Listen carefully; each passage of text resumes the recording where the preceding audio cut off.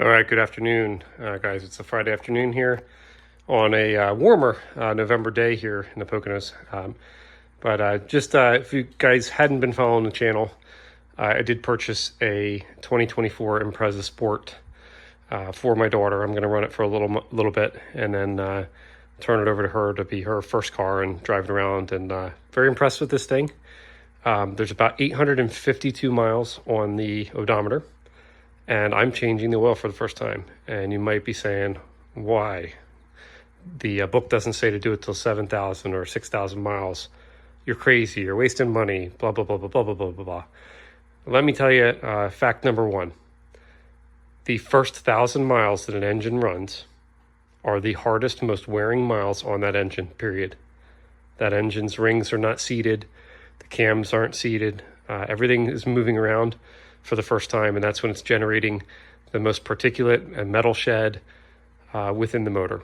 Number two, during that period, you do want to allow, they don't use essentially old school break-in oils anymore, but you do want to allow it at least 600 miles to break in.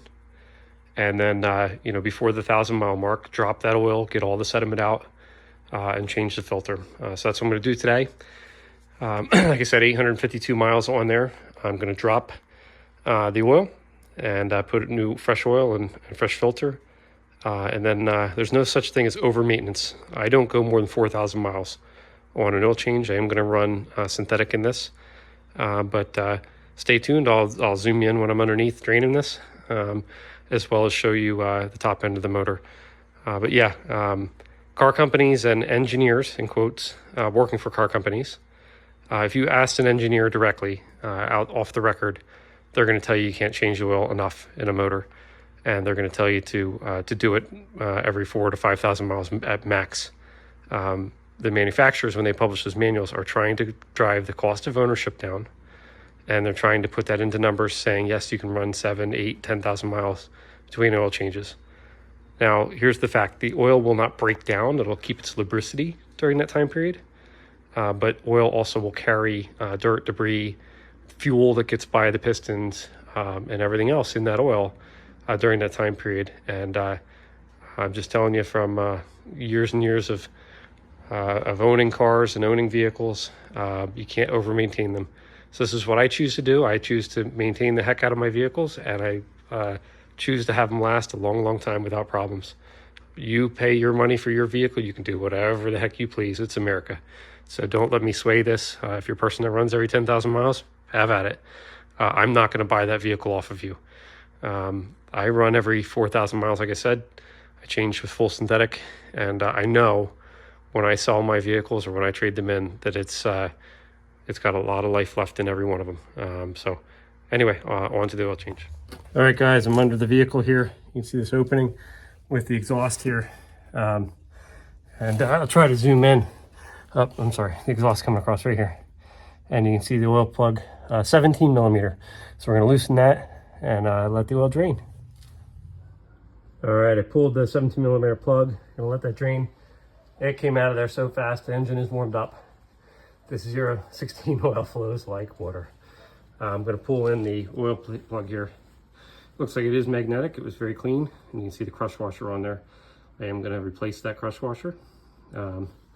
Let that drain all the way and put that back in. And then we'll go on the top side of the motor. Just want to point out, I'm going to use a genuine Subaru crush washer. There's the part number and information, made in Japan. And then the oil filter I'm going to use is also the Japanese oil filter. I do have some of the Indonesia ones I ordered as well. I'm going to give it the good stuff here and use the Japanese ones as much as I can find them. Sounds good.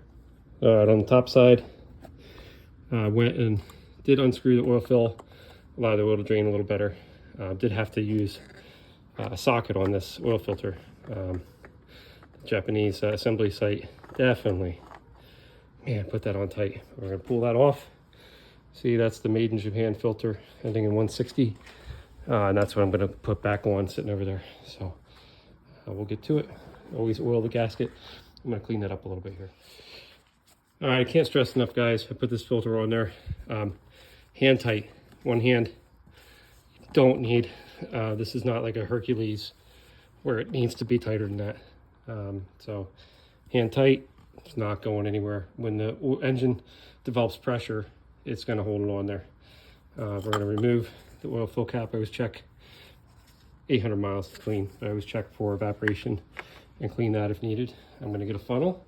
I'm going to dump some of the 0.16 Pennzoil in that I got, 4.7 quarts. All right, got the car down off the lift, or off the ramps, I should say. Put 4.7 quarts in. Gonna check right now, check the level, make sure it's topped off. I did do a clear flood turnover, and if you guys don't know, these Subaru filters sit upside down, so you can't pre-oil them. What you can do is push your foot all the way to the floor, crank it over, and let the motor turn. It's not going to start. And let the engine prime that filter, and then start the engine, which is what I did. Now I'm going to let it sit for about 30 seconds to a minute, let the oil level get to its normal, and we'll check it and add if needed. Thank you. That should do it.